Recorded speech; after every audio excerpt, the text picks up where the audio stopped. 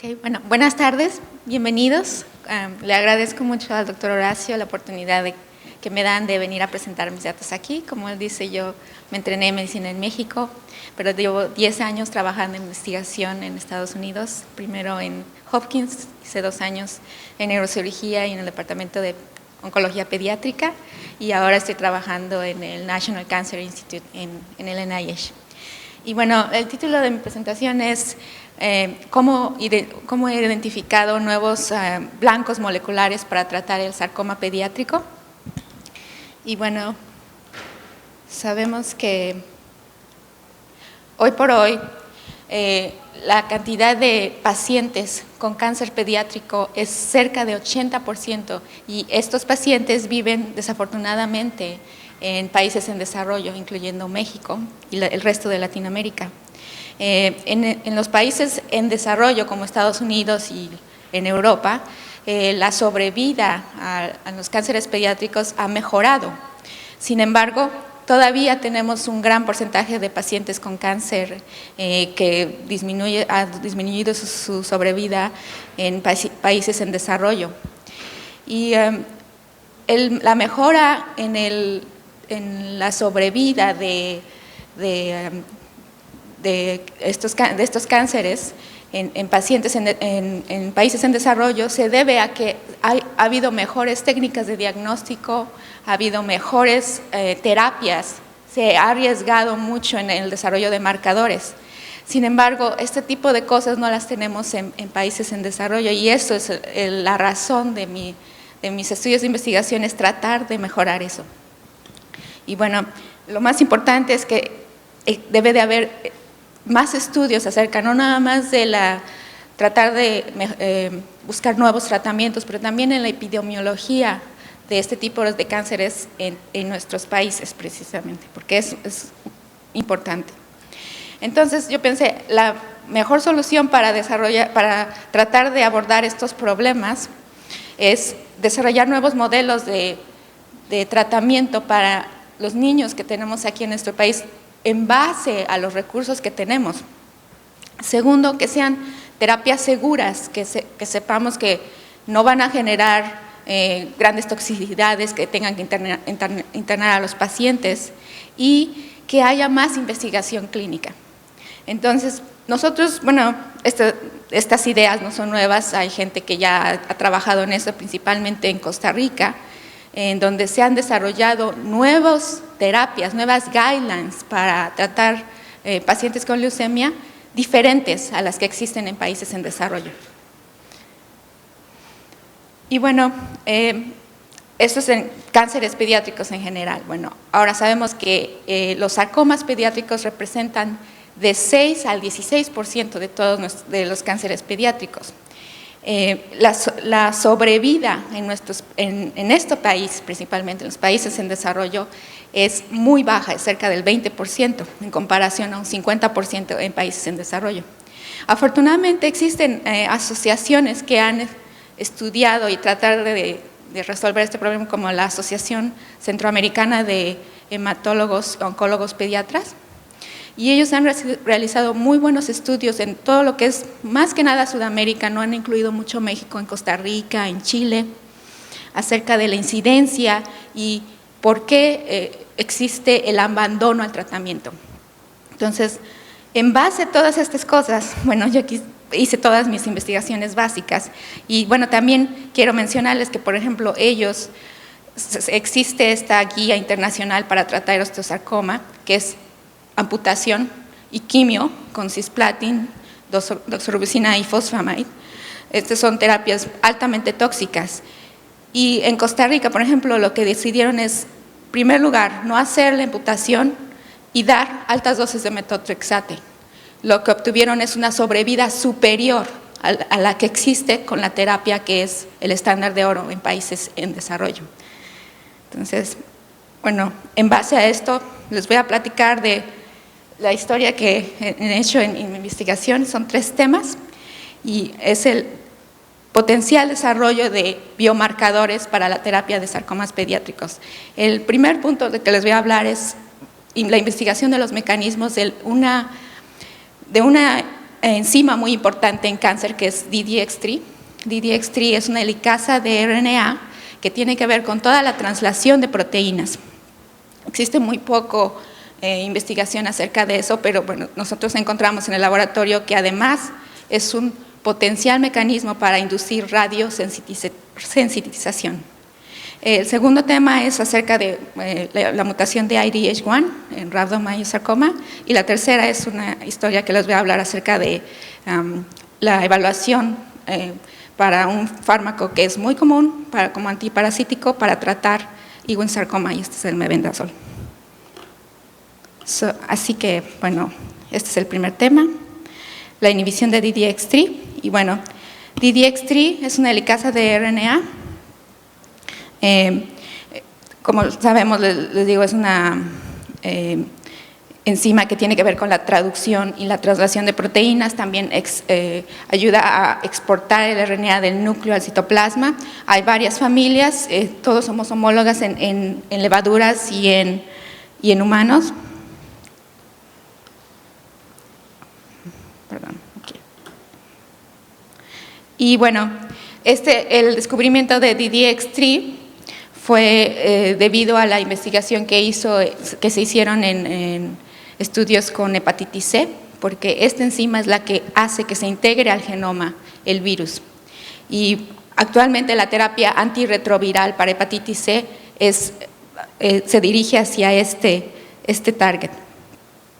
Y bueno, nosotros en el laboratorio lo que demostramos es que las líneas celulares de Ewing sarcoma expresan DDX3, y bueno, se hizo un screening en el panel a la derecha. Bueno, ustedes pueden ver en barras que todas estas líneas presentan DDX3, se hizo expresión de proteína con Western blot, y también observamos que la inhibición de DDX3 con un inhibidor que tienen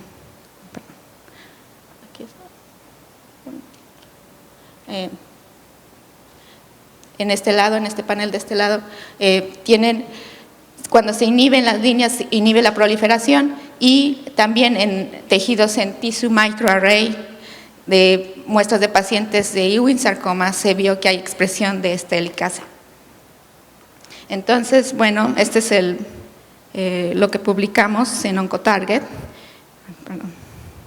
Y bueno, lo que vimos es que se hicieron curvas CICE50 con un inhibidor selectivo que es ARC-83 para ver la viabilidad de estas líneas celulares, y se vio que, como ven, tienen en el rango de micromolar de 0.5 a 1.5 inhiben la proliferación, y además se vieron en otras líneas celulares de osteosarcoma y también en líneas de bone marrow, estroma. Y bueno, aquí tienen en este panel cómo la expresión genética de DDX3 está presente en el tumor de los ratones que se implantaron con estas líneas celulares, y que disminuye el tamaño del tumor cuando se aplica el inhibidor en estos ratones. Sin embargo, bueno, cuando se publicó este paper no se sabía mucho de los mecanismos, se fue más bien descriptivo de que existía esta helicasa en estos tumores, y pues mi proyecto fue caracterizar cuál es el verdadero efecto, qué es lo que se puede hacer. Y bueno, uno de los efectos más importantes de DDX3 podría ser en el ciclo celular, y pues aquí tenemos brevemente los mecanismos que se desarrollan. Una vez que hay daño en el DNA, se activan una serie de enzimas, entre ellas las que es ATM y NATR, las cuales activan CDC, que son checkpoints. Una vez que son fosforilados, estos activan o inactivan las ciclinas y pueden inducir arresto del ciclo celular. Ahora, una de las cosas importantes que ocurre después de la radiación también es la inducción de muerte celular. En células normales, una vez que hay daño por radiación, las células mueren por apoptosis. Sin embargo, porque hay una gran actividad de caspasas. Sin embargo, en células cancerosas no existe esta vía. Entonces, la mayoría de las células se va por la vía de activación de ATM, P53, que está elevado, y se van directamente hacia lo que le conocemos como catástrofe mitótica. En este mecanismo hay una serie de eventos que ocurren aquí. Uno de ellos, el más importante, es la expresión de estas enzimas que dirigen a las células hacia catástrofe mitótica, que es ATM y ATR.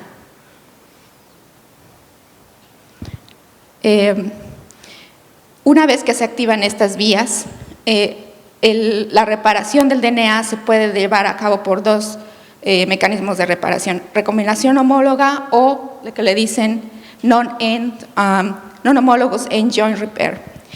En esta vía, el mecanismo de reparación de bases no es tan fidedigno y entonces siempre hay errores y las células eventualmente mueren. En la recombinación homóloga tenemos una reparación altamente fidedigna y en esta hay elevación de helicasas. Por ejemplo, el BRCA, que está expresado en cáncer de mama, es otra helicasa y esta induce la recombinación homóloga. Entonces, uno de los mecanismos que pensamos que podría estar activando el DDX3 es la recombinación homóloga.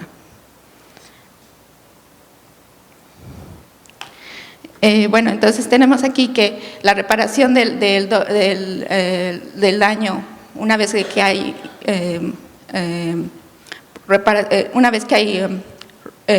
¿cómo le dicen?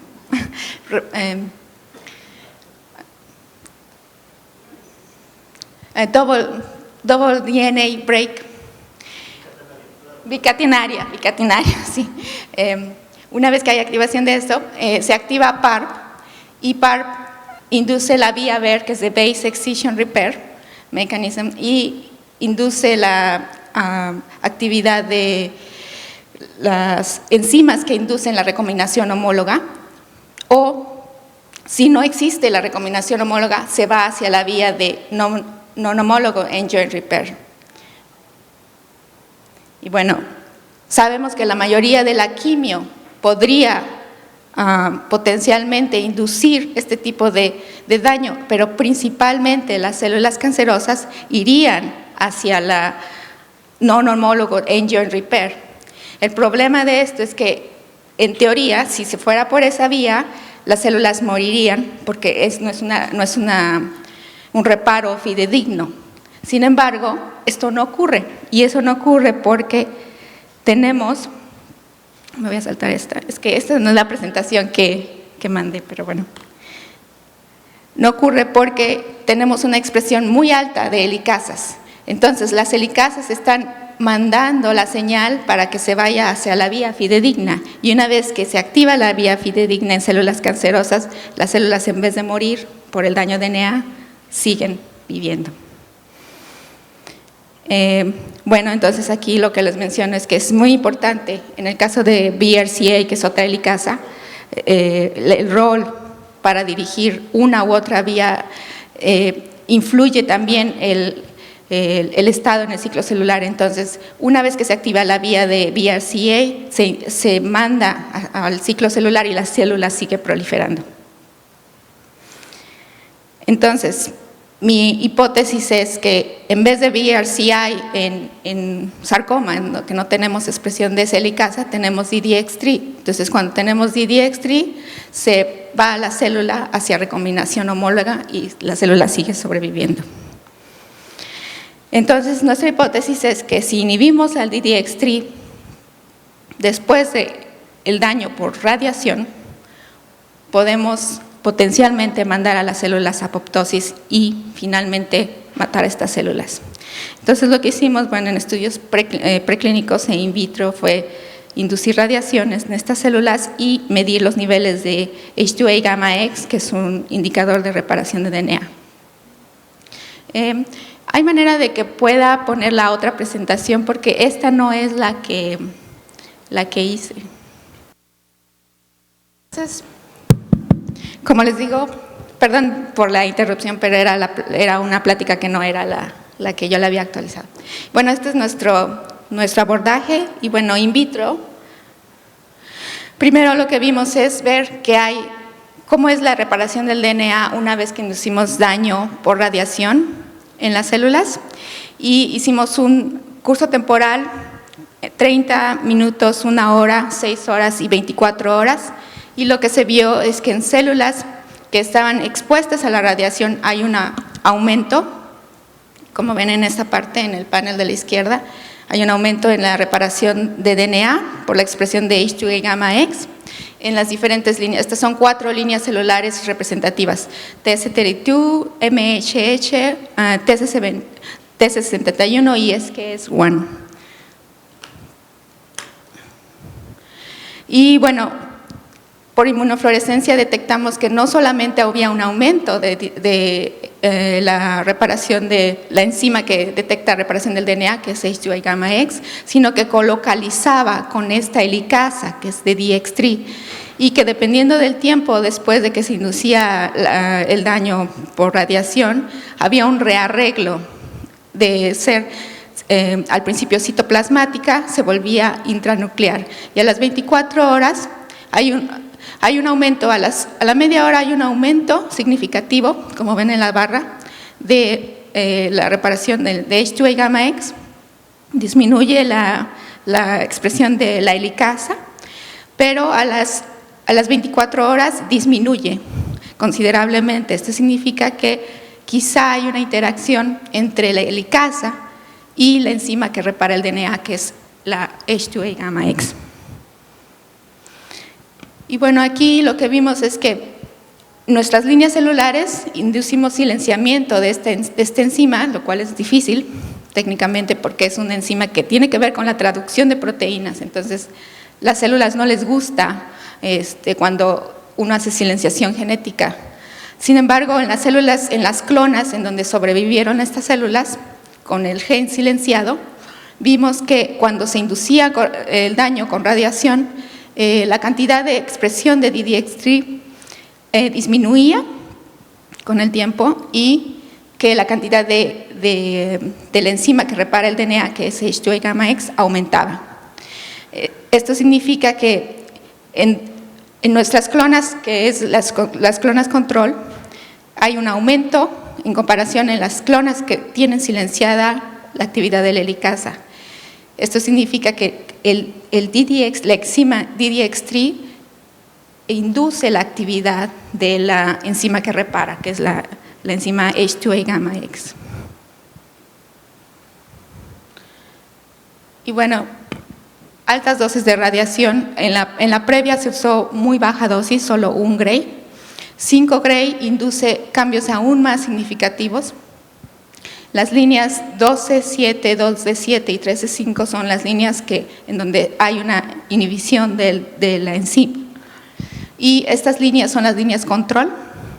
Y lo que tenemos aquí es que, en comparación con las líneas control, hay un aumento considerable en las barras grises. Hay un aumento considerable a las 24 horas de la expresión de DDX3 y de la H2A gamma X, en comparación con nuestras líneas control. Y bueno, esta es una representativa de cómo hay una gran cantidad de expresión de DDX3 en el verde. En rojo tenemos la expresión de H2A gamma X y en el panel de abajo es el conjunto de estas imágenes. Y no solo eso, también observamos que las células, una vez que se inducía la radiación, se volvían multinucleadas. Este es un signo de catástrofe mitótica, porque lo que ocurre es que el núcleo se empieza a dividir, pero como no termina el ciclo celular, se arresta en el ciclo celular, empieza el desarrollo de pequeños núcleos, y eso es lo que se le llama catástrofe mitótica. Y bueno, aquí tenemos más estudios en donde hicimos correlación de imágenes por confocal, en donde vemos que incluso células otras clonas que teníamos, donde había aumento de DDX3, ocurre en un tiempo mayor a las 6 horas. Es decir, que puede haber una recuperación de la enzima aún cuando tenemos silenciada el gen.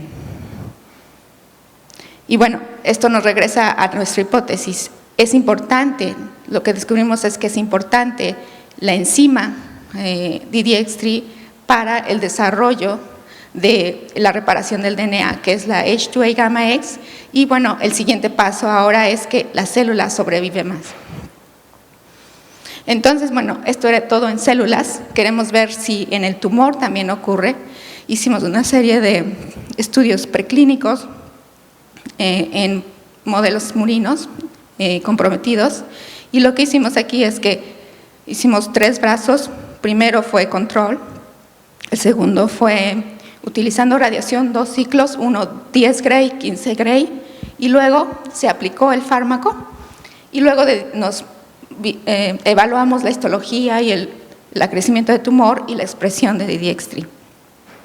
También en el tercer brazo utilizamos, en vez de silenciar el gen genéticamente, lo que usamos es un inhibidor de DDX3 que es RK33, y luego aplicamos la radiación y comparamos.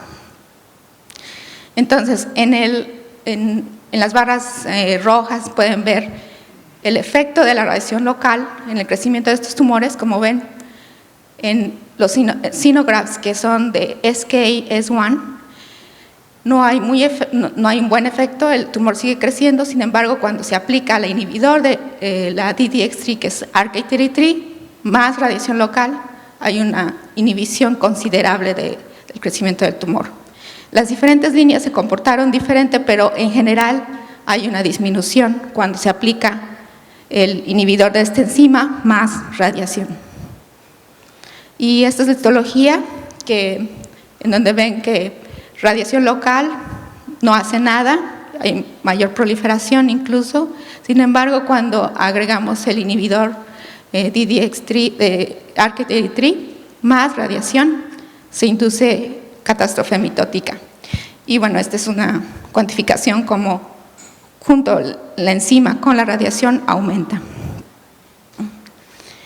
Y bueno, también aquí lo que vimos es que hay una expresión aumentada de DDX3, no sé si lo aprecian, no se ve muy bien aquí, pero en general cuando los tumores en donde se aplicó el fármaco más radiación, hay como ven, hay fragmentación celular, hay catástrofe mitótica, no hay sitios de proliferación, se ven parches de necrosis, y esta es la cuantificación. La enzima reparadora aumenta considerablemente cuando se aplica el fármaco en comparación cuando solo hay radiación. Y bueno, esta es evidencia preclínica que ahora se ha sometido el artículo ya, y nosotros utilizamos este inhibidor porque con quien trabajamos desarrolló la molécula RK33. Sin embargo, su grupo descubrió también que el ketorolaco es un inhibidor de esta enzima. Y bueno, por lo tanto, si sabemos que ketorolaco inhibe esta enzima, potencialmente se podría usar como un radiosensibilizador en pacientes con bajas dosis de radiación. Ahora, el segundo punto en donde hice mis estudios, y bueno, también queremos tratar de encontrar biomarcadores, es tratar de buscar la mutación de IDH1 en rhabdomyosarcoma. La mutación de IDH1 es muy importante, se ha descubierto en varios cánceres. Una de los donde se descubrió primeramente fue en leucemias.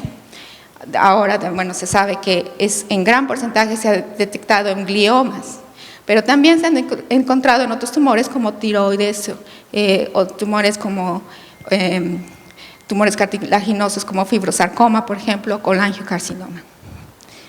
¿Por qué es importante esta mutación? Bueno, porque esta mutación induce a la célula a desarrollar un oncometabolito llamado 2-hidroxiglutarato, y este 2-hidroxiglutarato induce cambios de metilación en la célula. Y bueno, lo que hice fue un screening en 16 pacientes utilizando el anticuerpo específico para la mutación, y encontramos que los pacientes que son fusion positive, que se les clasifica en la categoría de rhabdomyosarcoma alveolar, presentan una gran expresión de la enzima IDH1, la mutación. Y bueno, aquí tenemos más fotos representativas de todos los casos. Y como la expresión de esta enzima con inmunohistoquímica no es igual que en gliomas o en otros tejidos donde está muy expresada, sino que se encuentra en pequeños parches. Y es por eso que hasta la fecha nadie no ha descrito esta mutación, porque se detecta difícilmente por un screening genético.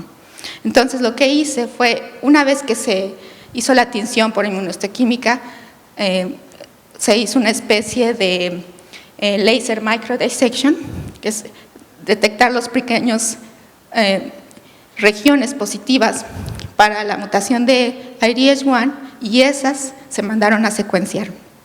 En esas muestras se encontró la mutación de IDH1, que es la 132H, que es la más común. Sin embargo, se ha mandado parte del DNA de estas muestras se ha mandado para secuenciación de generación de Next Generation para detectar niveles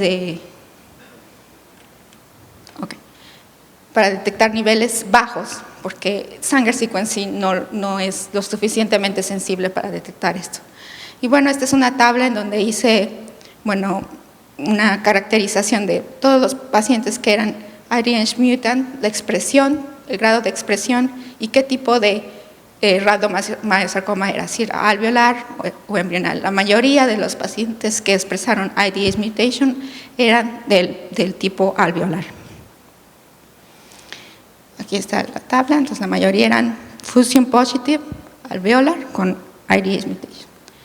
Y bueno, esta es una imagen. Ahora, parte de esto, obtuve también este tejido de pacientes y se implantó en ratones para hacer xenografts.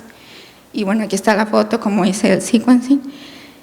Y en este ratón lo que hice fue hacer varios clones, varios ratones con el mismo tumor, y los traté con el inhibidor de IDH1, que es AG5198, que es el que se usa para glioma, y observé sobrevida. Sabemos que, en el caso de crecimiento del tumor se vio una disminución, pero luego volvió a crecer. Y esto se ve en pacientes incluso con gliomas. Cuando se les da el inhibidor de IDH1 no funciona porque parece que el microambiente del tumor hace que las células se vuelvan más agresivas una vez que está inhibido la mutación. Pero bueno, esto es lo que hice, y también evalué la sobrevida. Al parecer, en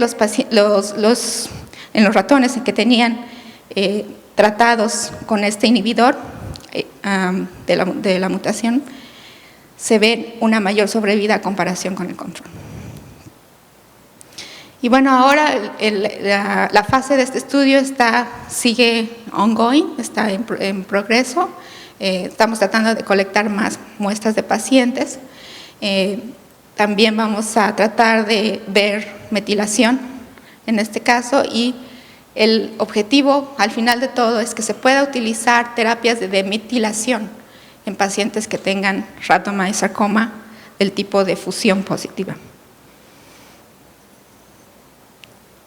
Ahora el tercero, yo sé que ya estoy corriendo en tiempo, quisiera yo hablar de un proyecto muy importante que es gracias al apoyo del Dr. Riggins, que proveyó del mebendazol, y es el efecto de mebendazol para tratar un mecanismo que es muy importante, se llama NKase2 en sarcoma Ewing.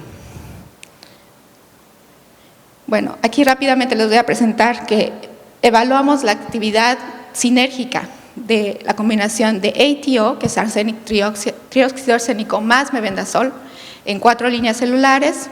Vimos que había una sinergia. Vemos que, como ven en estas dos curvas, la azul es ATO, trióxido arsénico, mebendazol solo, y la verde es la combinación. Entonces, pueden ver que hay una sinergia en líneas celulares, en diferentes líneas celulares de sarcoma de Ewing. y evaluamos este efecto in vivo también en ratones.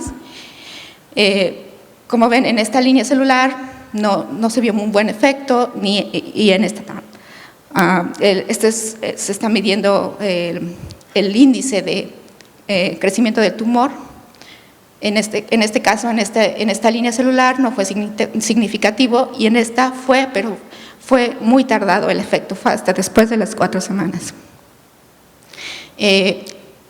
Como ven, aquí tenemos más líneas, y también se probó HPA1, que es similar al trióxido arsénico, inhibe la vía de Gli, y se mostró una eficacia superior en comparación cuando se hace la combinación con ATO y mebendazol.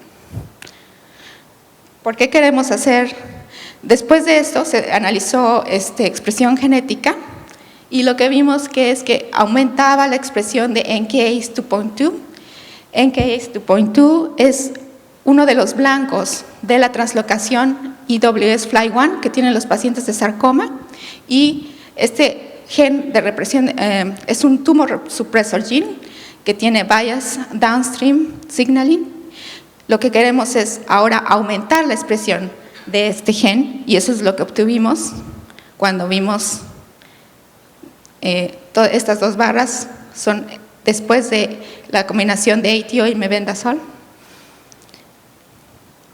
Y lo que hicimos fue silenciar el gen. Entonces, como es un gen represor de tumores, cuando está inhibido, las células están creciendo. Entonces, en este ensayo validamos esto.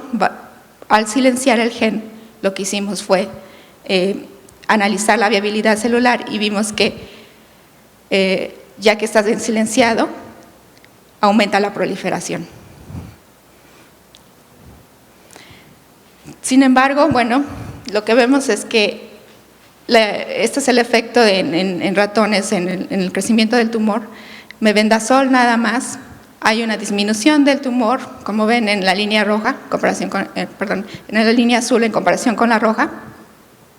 Sin embargo, cuando combinamos ATO con mebendazol, hay una disminución, sin embargo es gradual. Pero lo que hicimos es que, bueno, esta combinación no es muy efectiva, y decidimos aplicar radiación, que es lo que reciben los pacientes, y se vio que hay una disminución considerable. Incluso estos animales nunca fueron amputados. Y bueno, el análisis de expresión genética reveló que hay un aumento, no nada más en NKX 2.2, sino también en la vía de Sonic-Keshko, que es PATCH1 y GAS1. Y también esto se probó en otro tipo ya no nada más en ewing-sarcoma, sino también en rhabdomyosarcoma. Lo que significa es que es específico de la vía de ewing-sarcoma, porque aquí no vemos gran efecto. Y los animales que fueron tratados con la combinación de ATO y mebendazol, el tumor siguió creciendo, como vieron en las barras. Cuando se amputó el miembro, normalmente estos animales desarrollan metástasis. Sin embargo, los animales que fueron tratados con la combinación de ATO y mebendazol, como ven en la línea de la parte de arriba, siguieron sobreviviendo, en comparación con los ratones que no fueron tratados, fallecieron debido a metástasis en hígado. Y bueno, estas son fotos representativas de la histología. Como ven, ATO y mebendazol producen grandes parches de necrosis en comparación con el control, y este es una imagen de FISH en donde pueden ver que está disminuida la expresión del gen de fusión. Y bueno, en estos animales no nada más evaluamos en el tumor la expresión de NKX 2.2, sino también el efecto angiogénico. Y como ven, de este lado tienen el control, y aquí tienen cuando tratamos a estos animales, disminuye la expresión de VEGF y la expresión de NKX 2.2. También evaluamos la reparación de DNA, se ve aumentada cuando estos animales se trataron con mebendazol y radiación. Y bueno, este es una pequeña gráfica de cómo pensamos que es el mecanismo de todo esto. Y bueno, lo que estamos pensando es que el epitelio, el microambiente del tumor, está liberando moléculas de Sonic-Hashcock que activan el receptor de SMO. El mebendazol lo que hace es que inhibe estas señales solubles que son de Sonic-Hashcock y por lo tanto inhibe la activación de GLI. El trióxido arsénico lo que hace es inhibir GLI. Cuando ustedes combinan la inhibición de SMO con la inhibición de GLI, ustedes aumentan, lo que podemos tener es que aumentamos los niveles de KX2.2, que es el gen represor de tumores, y por lo tanto inducimos diferenciación y disminuimos la proliferación celular. Y bueno, después de todo esto, regresamos a la realidad, y es que la mayoría de nuestros pacientes aquí en México se presentan con etapa avanzada, ya metastáticos, no tienen recursos, y pues yo pienso que, por ejemplo, si se dieran este tipo de terapias, podríamos impactar considerablemente en la sobrevida.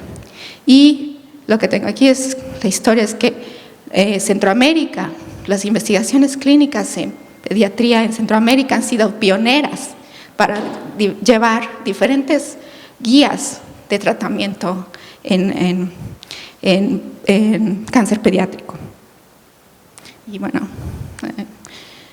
otra cosa importante es que una vez que estos pacientes son amputados, no tienen acceso para tener prótesis que son muy caras, extremadamente caras, y esto hace que los pacientes sean renuentes a tratarse, porque dicen, sí, no voy a tener un dinero suficiente para tener una prótesis, abandonan el tratamiento. Sin embargo, si estos pacientes se trataran con mebendazol en etapas tempranas, quizá podemos evitar la amputación, quizá podemos evitar el costo de prótesis. Como les digo, en Costa Rica, ellos eliminaron completamente la amputación con altas dosis de metotrexato.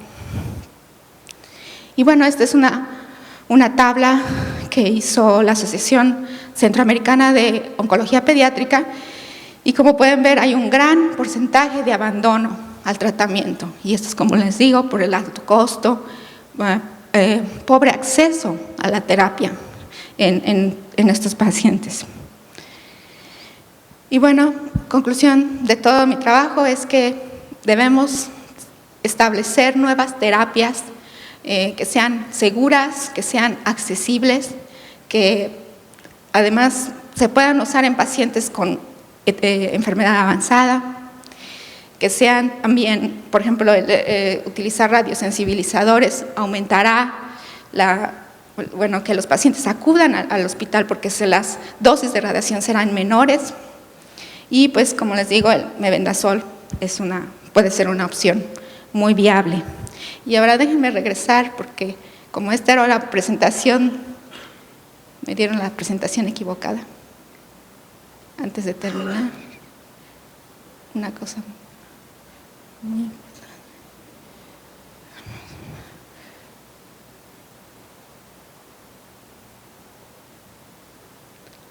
El objetivo de nosotros, permítanme,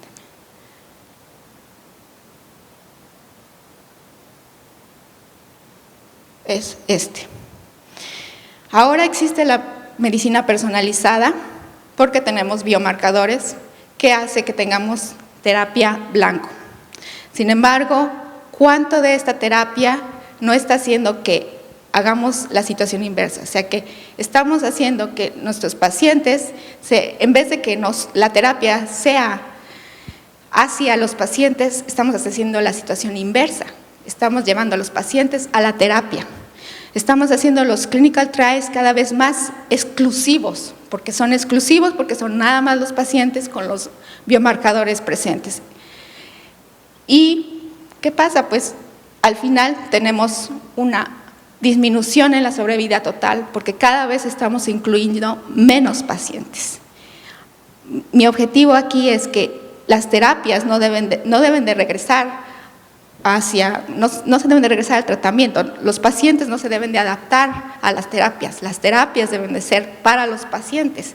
Y no solo para los pacientes, debe de ser adaptada a las condiciones de los pacientes, al acceso que tengan los pacientes. Entonces, este es otro nivel. No vamos a llevar a los pacientes a los biomarcadores, no, tenemos que considerar todo holísticamente y hacer que los pacientes tengan acceso a terapias seguras, de fácil distribución, por ejemplo, que sean orales, que no sean vías complicadas. Y bueno, con esto me voy hasta el final. Quiero agradecer al equipo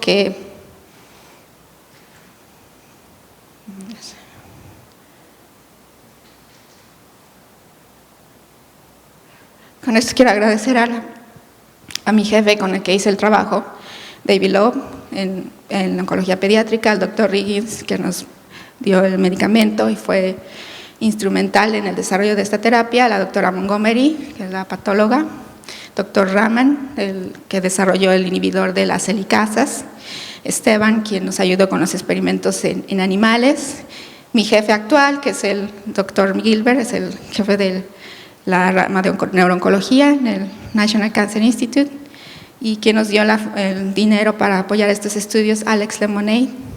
Y bueno, todos estos estudios se hicieron en Hopkins. Y esta es una foto de uno de los edificios más antiguos en el NIH, una vista aérea del edificio 10, uno de los centros clínicos más grandes de Estados Unidos, que es donde trabajo.